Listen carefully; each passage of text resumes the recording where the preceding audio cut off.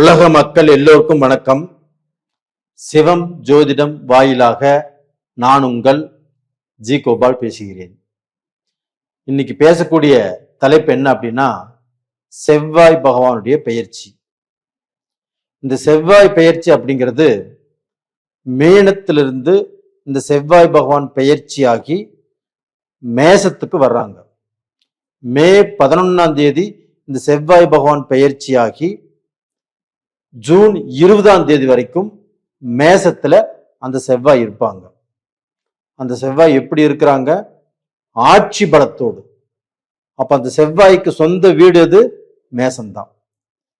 இப்படி வரக்கூடிய இந்த செவ்வாய் பகவான் துலாம் ராசிக்காரர்களுக்கு எப்படி இருக்கும்? இதை பத்தி தான் நம்ம இந்த வீடியோல பார்க்க போறோம். துலாம் ராசி, துலாம் ராசிக்கு 7ஆம் இடத்து அதிபதியும் 2ஆம் இடத்து அதிபதியும் செவ்வாய் பகவான் தான். அப்போ தனாதிபதியும் கலஸ்தர ஸ்தானாதிபதியும், அதாவது திருமணத்துக்குரிய கிரகமும் செவ்வாய் பகவான் தான். அந்த செவ்வாய் பகவானே 7ஆம் இடத்தில் ஆட்சி பெறுவது அப்படிங்கிறது துலாம் ராசிக்காரங்களுக்கு ஒரு அற்புதமான, ஒரு அதிசயமான, ஒரு சூப்பரான டைம் இப்போ. அப்ப இந்த 7ஆம் இடத்து அதிபதி 7ஆம் இடத்திலேயே ஆட்சி பெறுவதால்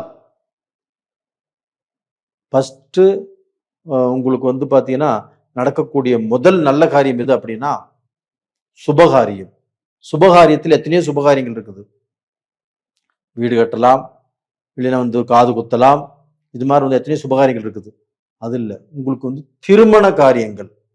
துலாம் ராசியில பிறந்து திருமண வயதாகியும் திருமணம் ஆகாமல் தவிச்சிட்டு இருக்கிறாங்க நிறைய பேர். பெண்களுக்கும் அதே நிலைதான், ஆண்களுக்கும் அதே நிலைதான்.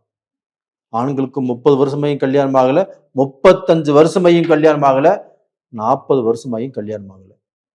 பெண்களுக்கு 30, 35 இது மாதிரி எல்லாம் கல்யாணம் ஆகாம இருக்கிறாங்க.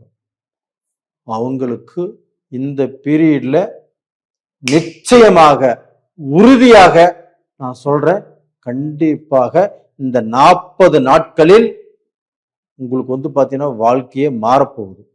உங்களுக்கு பாத்தீங்கன்னா சுபகாரியம் உங்க வாழ்க்கையில நடக்க போகிறது. ஏன் சொல்ற அப்படின்னா, இப்ப 7ஆம் இடத்து அதிபதி 7ஆம் இடத்திலேயே ஆட்சி. அப்ப பாத்தீங்கன்னா கலஸ்தர ஸ்தானாதிபதி கலஸ்தர ஸ்தானத்தில் ஆட்சி. இதனால திருமணம் நடக்கும். அதே சமயத்தில் அந்த கலஸ்தர ஸ்தானாதிபதி தனது 8ஆம் பார்வையாக துலாம் ராசிக்கு 2ஆம் இடத்தை பார்க்கிறாங்க. நீங்க வேணா எண்ணி பாருங்க.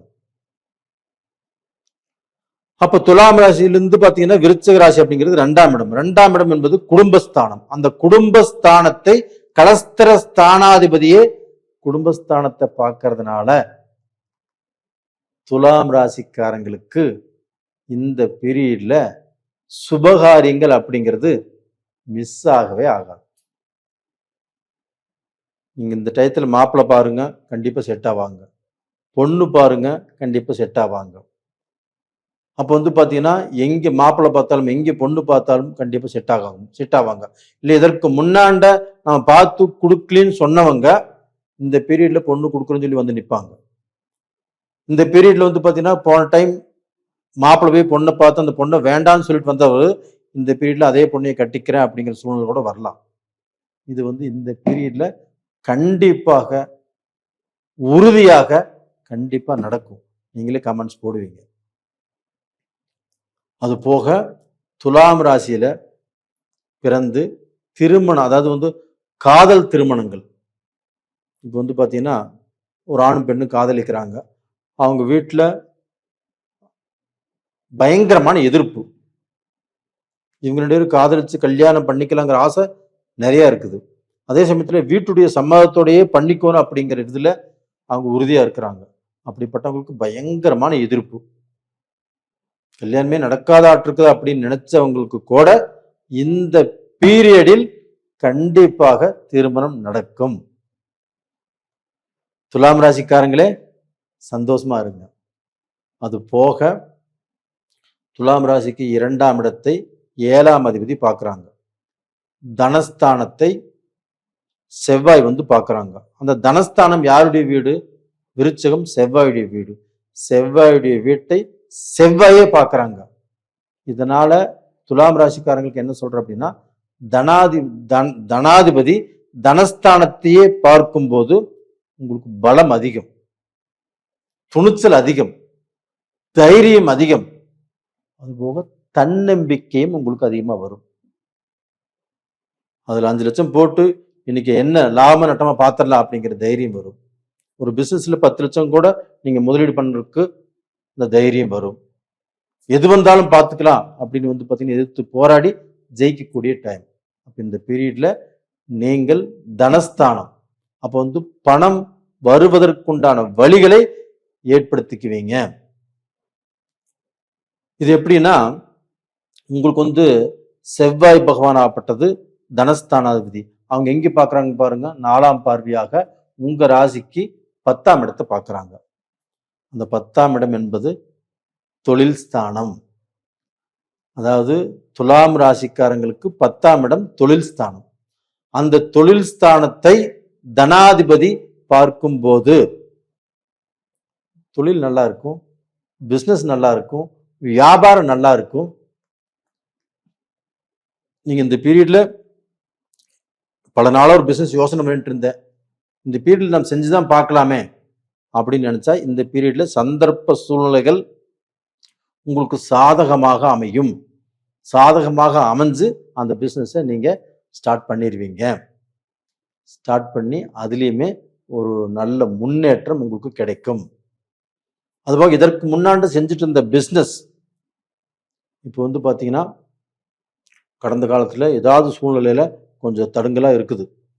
இந்த பீரியட்ல அந்த செவ்வாய் பகவான் 10ஆம் இடத்தை பார்த்ததுனால உங்களுக்கு தொழில் நல்ல சப்போர்ட்டா இருக்கும். அந்த தொழில் மூலியமாக நீங்க சம்பாதிப்பீங்க. அந்த தொழில் மூலியமாக கடனை கட்டுவீங்க. உங்களுக்கு வேலையாட்கள் எந்த ஒரு குறையும் இல்லாமல் அமைவாங்க.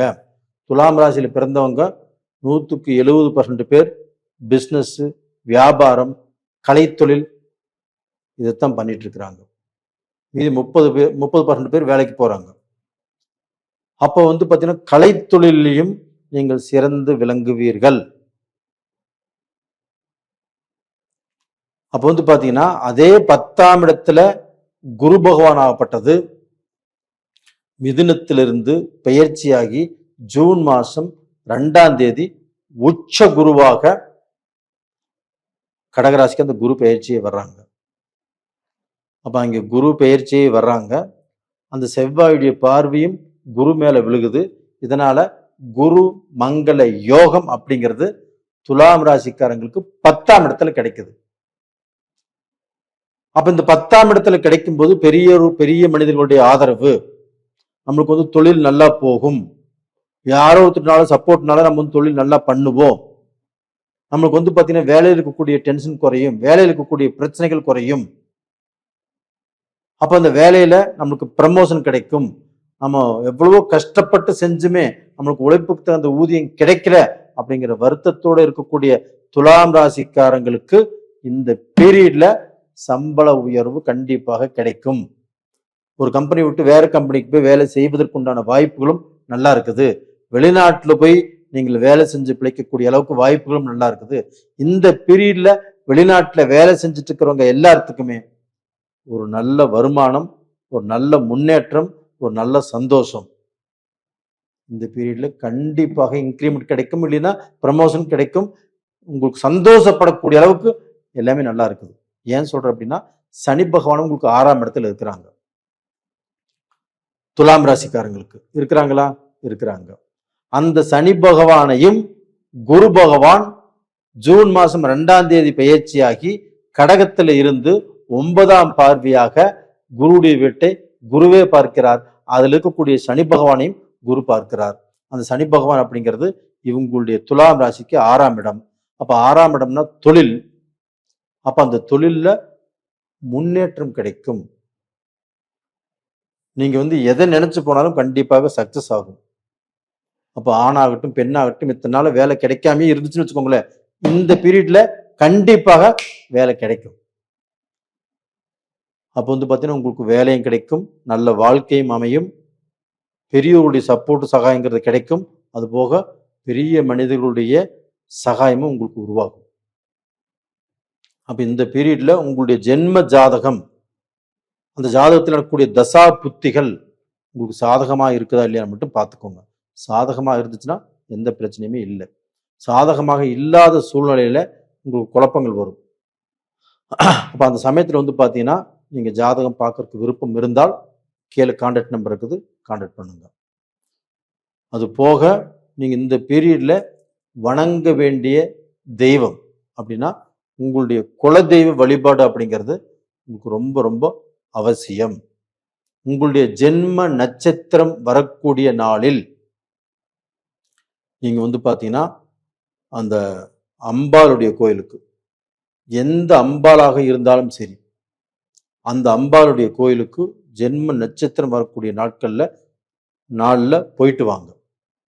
அப்படி போயிட்டு வந்தால் கண்டிப்பாக உங்களுடைய சுமை குறையும், உங்களுடைய எதிர்பார்த்த காரியங்கள் கண்டிப்பாக நல்லது நடக்கும்.